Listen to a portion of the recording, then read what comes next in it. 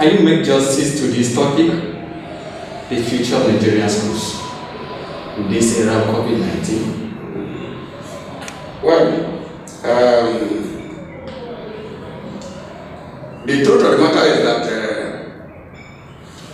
we are created to solve problems. Though there is COVID-19, COVID-19 is a challenge and we cannot shy away from it. It's a reality, it's an existence. But we cannot close all systems because of COVID-19. The way there's a challenge, we look for a way to settle it.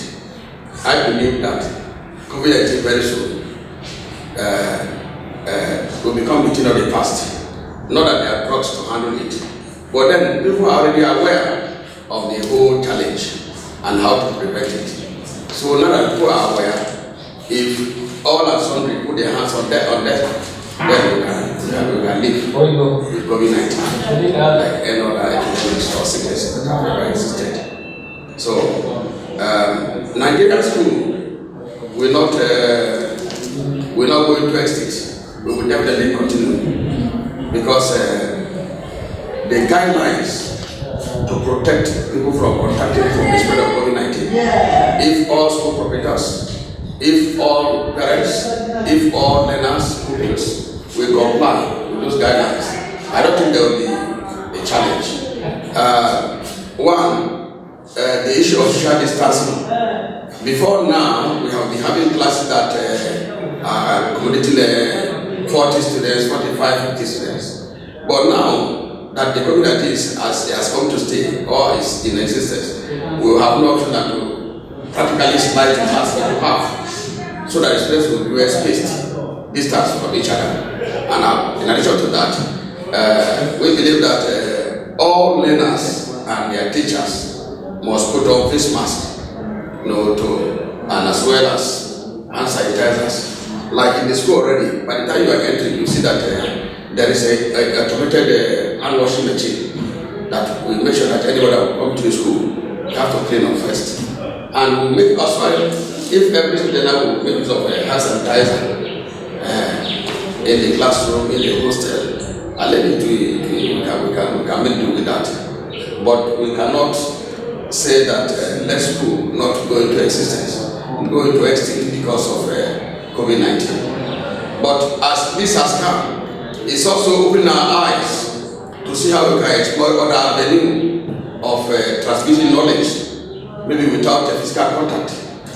So it's a challenge. So everybody is working very hard, taking very hard to see how we can do that. Though Nigeria is not fully mature to handle that aspect yet. But some people have started, but then the response is not encouraging, and more so because of the challenges we have locally. The ICT services, the computers are costly to afford. The light is not there. So many people, who are poor, they show megabyte and etc. etc. But with time, I thank God because Nigerians, they are too used to. They can easily adjust to situations. So I believe that in due course, we will all adjust and we'll keep moving ahead. So there is hope for us. COVID-19 is just a challenge. It's just a challenge. So what are the efforts of the government and the proprietors in Nigeria in fighting this COVID-19? Well, if we are talking about the effort of the government, I don't think I have an obligation to say much about that. But I can say the effort of the proprietor and the effort of my person as a school operator. As I earlier mentioned to you, when we have sat at the management level, we have decided to reduce the students' population in the class so that the spacing will be enough and the social distancing rule will be observed. One, at strategic points, washing machines are stationed so that anybody coming to the school, this is a body system. Now you must wash your hand before you come in, and you must wear your face mask. So the students as well will have to do that. We have to do that, and in the event that anything arises we can't understand, we will have no option that we call the NCDC immediately, because we are not trained to manage any crisis on our own. So that is what is there. And I think the government also, actually, from the magazine, from the news media, the government also, they are trying, because they are making their effort, they are doing their own study and then giving us guidelines here and there, which we cannot but to obey. So that is what they will now be. As for corrective measure, I have not known anyone. So personally, I take precaution, and my staff will take precaution, and the students as well will take precaution. I think the four of us are playing our role very well. I don't think there will be a very big challenge. Okay. Based on your school management level, can school proprietors in Nigeria meet with hostel accommodation based on spacing demands? Well, actually,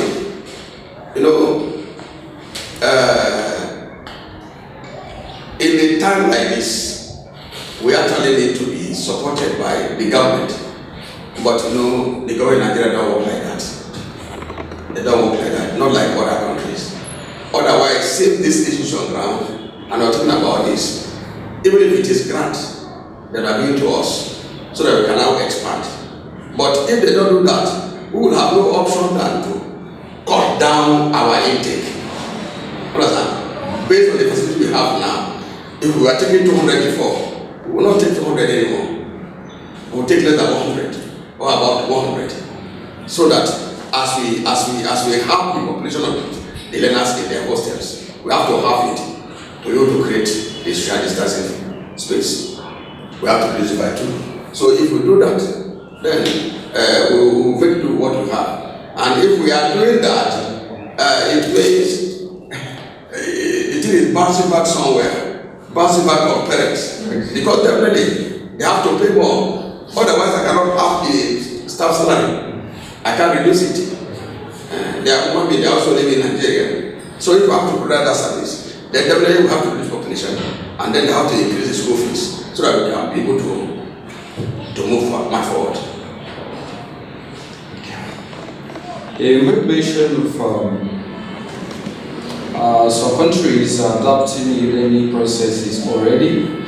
So, besides having physical contact of teaching aspects of education, can Nigerian schools or school proprietors be able to adopt e-learning? We can, if we are supported. The problem with us is this lack of sponsorship or support, and also as private proprietors, you look at Nigeria, nobody gets any support anywhere. Like here, I have never gotten a Bible. I spoke from the government, both state and national. That is not true. That I took to me on the media. You can hear it. I'm not lying. Everybody have done it. They can let me know.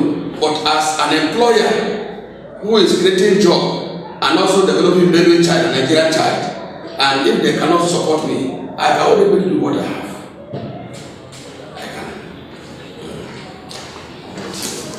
So in the areas of the requirement in infrastructure, so the medical needs to help curtail or contain this spread of COVID-19, what are the areas that proprietors will demand for the help or assistance from the government?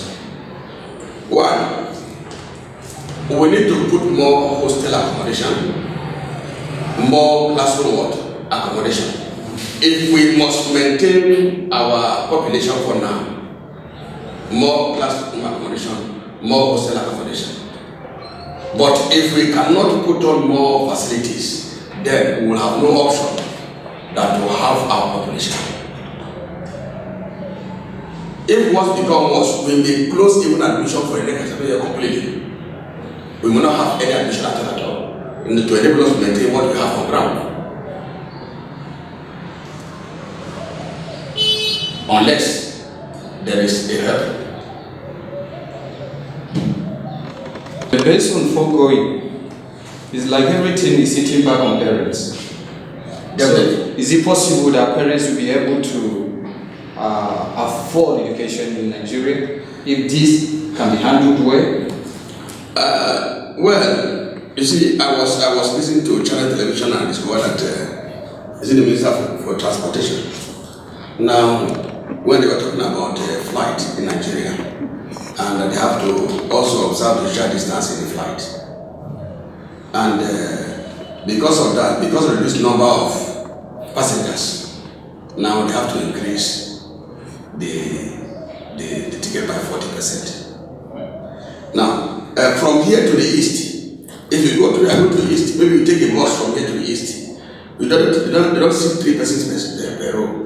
It's always what? 2. If you go to flight now, you want to go to Regional, they will not take 3 persons per seat. They take 2. It means that they have reduced their population by 4. So because of that, the place that used to be 4,000 now, the passengers are paying 8,000 or 6,000. Otherwise, the flight, the business owner will not be able to survive.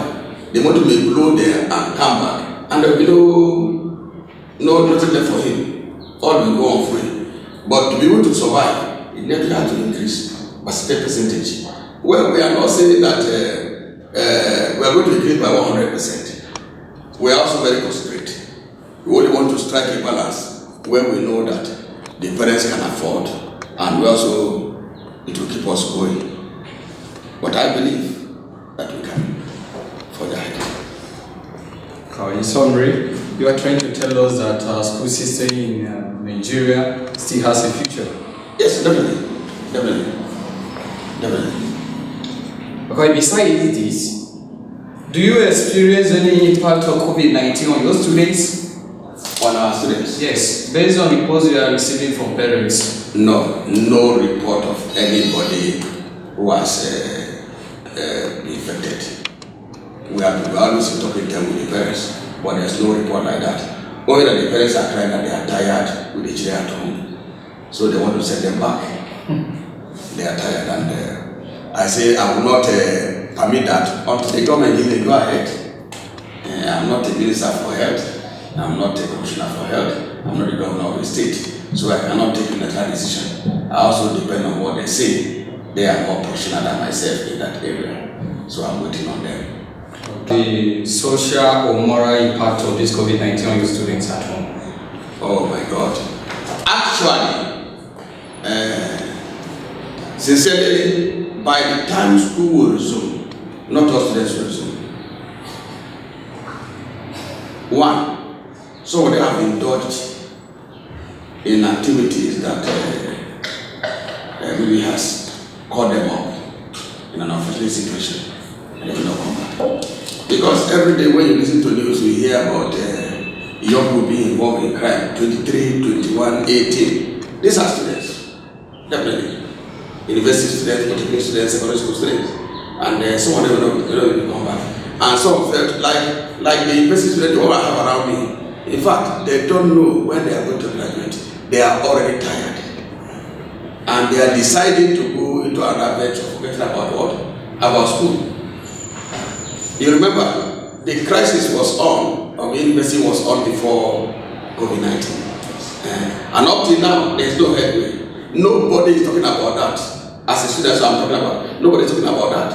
And after the schools are resuming, the ASU will still sit up. They will not know when they will resume. And eventually, some people get tired. Others who are continuing to marry like ladies, they get married. Forget about it. Forget about school. Some will tell that their father never go to university. And because their father never go to university, they can also survive as well. And so the young men, some of them have taken to other trades and all that. And if you look at the end power, this is from their field now, most of them who finish these end power forms are university undergrads. Most of them. Some of them are going to the IC or the IF4. They are using those things to do it. But by the time they're going to pay them end power of 30,000 naira, when they look at it and not know where they are graduating, they better let the school university rest. Maybe from they can save money and begin something else. And that is the end of it. While other girls who, because parents cannot just stay at home. I know some parents who have about 6 children in the school, and these parents cannot stay at home watching over the children day and night. They have to go about looking for food for them. These children are to some extent have freedom, and they move about here and there. And sometimes they fall into dubious character, the human beings, who will now lure them into crime. Some will get them into premarital sex, and these children will get pregnant and all that. So when they have all these challenges, that is the end of their school for now. So which it has cost Nigeria a lot. It has cost society what? A lot. As a school operator, virtually every day, parents come calling me. We will bring your children home. I say, government has analyzed. No, this one they will pay special money. Let me take care of them here. I say, I don't want to run into trouble with parents to tell that they are tired. Any day they go out and come back, complaints and all that and all that and all that. And let me tell you Jesus truth. We should not deceive ourselves. This one they say they are starting exam on August 4th. Several of these children in SS3, since we left, they have not read books. They have not been reading. And our own case in Benue, they have not decided when to resume. They are still dragging their head. So what will these children do division? One or two schools in Benue here who are doing e-learning in SS3, where there are supposed to be 16 students, they are always 4. The other one, they can't afford the something. And I told the proprietor, I said, this one you are wasting time and energy. Just leave everything. When the school come back, face-to-face contact, you will know what to do. You are only wasting resources. Nigeria has not come up to that level, and we are not ready. And this thing as private proprietors, we cannot go too far if there is no support from the government. And today the government, they are crying that they also they have money and there is nothing happening. So if the government is crying, then what are we doing? Should we be waiting? No. That is what is there.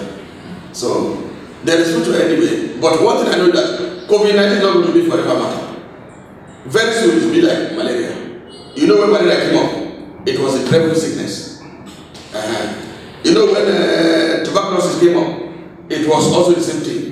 We have the chicken pox, we have the smallpox. All these crises, when they came up, it was like who was going to crumble. Now, even this one, with time, it's going to be the thing of the past. We believe that. Though Nigeria will never remain the same again. But I also thank God for COVID-19. You know why? No. Before now, people go to the market and go to farm and carry their hand and eat anything without washing, which give their others complications. But today, everybody is conscious of what? Hand washing. Everybody is conscious. See me going about this and anywhere I go, I have one in the car. So, the way I don't behave before, I don't behave again. What is that? Before even if I go on third road, there are a lot of dust. I don't use anything like face mask. But today when I'm going on London town, I use face mask. If I'm in the car, I use face mask. So I think to some extent, there is an advantage of COVID-19. It's not all to the disadvantage. Okay. As a school proprietor and administrator for many years, as well as a pastor by calling, do you have any special advice to the government based on the personal experience from parents on the social and moral impact of COVID-19? To the government, I always want them to put to mind every time they are opening schools in their state, like the state. Let their mind not go to the school owned by the government of the state. They should remember that the private schools are also making their own contribution to the development of our children and the state at large. As a matter of fact, the only school government is having in Gboko is GSS. Others were grant-aided. And if you look at those who are not grant-aided, we are much more than the grant-aided. But how is it that every time they are making their plans or making their budgeting, we are excluded? No support of any kind. There is no day. You know, when they call for expression, for instance, they will always tell us, hey, your lab is not up to standard, your hall is not furnished, this one is not there. But there is no day. Let us give you what? A push. No day. No day. Do you know there is a young man in Gboko? He's a thief man in Gboko. He started his secondary school the very day we started this one. After 2 years, the Minister of Education, Gboko, paid him a visit. They saw all his effort, and they made a report and left. When they left, after 2 weeks, he got a call from the ministry that should report to the permanent secretary's office. He became afraid. All the same, he got himself and went there, only for them to get there and get a letter of commendation for his effort to develop the children. Understand? And they now match him outside and show him a container, that this container is for him to go and put his lab. Everything you need for science laboratories in that container, and they brought a truck and leave that thing and took it to his school. He opened it. Everything that needed for science lab, chemistry lab, physics lab, biology, agriculture, basic science lab, almost everything is what is there. Meanwhile, here, you have to go and sell your daughter or your wife to buy those things. And that was why I operated this school for 7 years, living in 10 by 10. When I was kidnapped, the chairman of Gboko came here. He said something is wrong with that man, otherwise you're a normal human being. Why should I stay in that kind of environment? But if I don't pay that price, I won't be able to put what? Laboratory equipment. Sure. The school fees we are paying here is nothing, it's just a little token. Just to keep what? The ball rolling. Just to keep the ball rolling. But we pay, we sacrifice every right into make sure what? We give the children the best. So that kind of surprise package, we will never see it. We will never see it. There's so many times you just try to reach them, they are unreachable. Level has changed, they are unreachable. You can discuss with them. At the function, we can meet with them without talking. After that, you call, their phone ring, they will never pick. You try to them, they want to do, and they won't. So, they should remember that we are making the same contribution as the other people.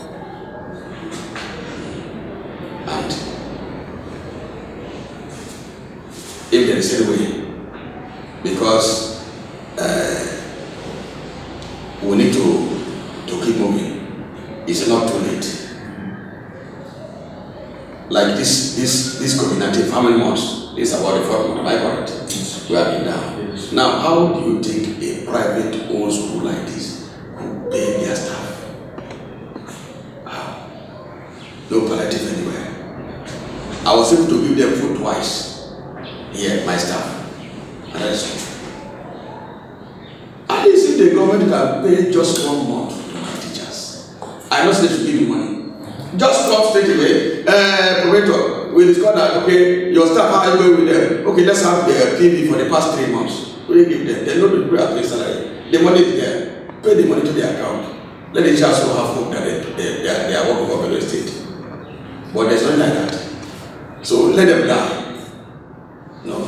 Government should also remember that what we are in existence. And we are all supporting them. We are supporting them. So the children are their children. And it's their responsibility. It's just that we cannot leave everything for them. That's why we're giving them what? Support. Otherwise, I would have chosen myself to be a liability on the government. If I say I have no job and I become a rogue everywhere, it's open everywhere, I think they would like that to avoid what I'm doing. But now that I'm doing something that is correct, why don't they support me? I don't need to go and beg. I don't need to go and stay on their corridor for 24 hours, struggling to somebody, and then I will talk beggarly as a nobody before they remember. But I want to remember centrally, these private schools, let us what? Give them support. Let them come with that. We'll be happy. Thank you. Before the last question, you already touched it. But what are the impacts of this COVID-19 on employees in the private sector? They have suffered. Sincerely speaking, of all the private schools I have known in Gboko, in Makudi, Otogo, apart from they paid a normal salary for a period the month of April, May, no salary, June, no salary, and like July now. And one of the big schools here, owned by one of our fathers, about number one time here. I don't know his name. When they paid the month of April, he said, consider yourself unemployed until the schools are covered. And that is not true. They have not been paid. So all the stuff you see are just going like that. It's only one that I know. Pay them opportunity. Only one. And that one is not just owing a school. He has other income. He owes a security outfit right away in Port Harcourt. He owes a veterinary plant. Understand? So that one is already an established somebody, have several tentacles. But outside him, only one person in Bedouin, there is no other person here. So you can see how much all these staff are suffering. It was bad. They are suffering, their wives, their children, their those depending on them, everybody is what? Suffering. Even though the government people are paid to go to the farm, with what? Without having in the pocket. So the staff of the private schools, they are suffering. And the impact on the parents is that the children are always at home 24/7, eating more than necessary and creating problem for what? For these parents. More than necessary. Okay. Finally, can you advise your students at home, or Benue students, Nigerian students, and parents as well? As for students, I wanted to have a focus. When you have a focus, you can hardly be taken away by any way. They should know what they are looking for. And no matter the challenge they meet on the way, they should refuse or resist every temptation to go the other way around. If you have made up your mind to become an engineer in life, you know what it takes to become an engineer. You cannot be involved in crime and universities will accept you or schools will accept you. You cannot be involved in hooliganism or what they call gangsterism or cultism. You cannot be involved and they will accept you. So even though the situation in the country does not warrant you being in the school for now, if you are not in the school, make sure you are at home. As long as your parents are, by the reason God, are giving you food and accommodation, because you keep on trusting God that this situation is a temporary situation. And the time will come and definitely it will come to pass. Because if you don't know what you are pursuing, anything can move you to do anything. I told somebody yesterday that the moment you have made your choice, where you find yourself is not a problem. If you have made yourself not to be involved in crime, not to do what is wrong, if you find yourself among criminals, all of them your neighbor, yet you can still say what? Say no to it. So let them make up their mind what they want to be in life and look onto that and keep their hand and their eyes on it and not allow themselves to be deceived by another thing. It's not too late. As long as there's life, there is what? There is hope. There is hope. They should not give up their hope. Whatever they dream to be, they should not give up. Because definitely it may take some time, but definitely it will not be forever. Yeah. And the parents as well, they should not give up, because we know that what is happening, it has brought so much trouble to them, on them. As we are talking now, if the school is to resume now, where to get things to pray is a problem, because they have been at home eating too much every day. So the money may not be there, but then they should have no excuse. Understand? In as much as they are eating, they should make plan for the children's resumption, because If their children don't get better tomorrow, that will lead to their untimely death. So it's better that when they make it, they put in their own effort. Tomorrow, life become better for their children.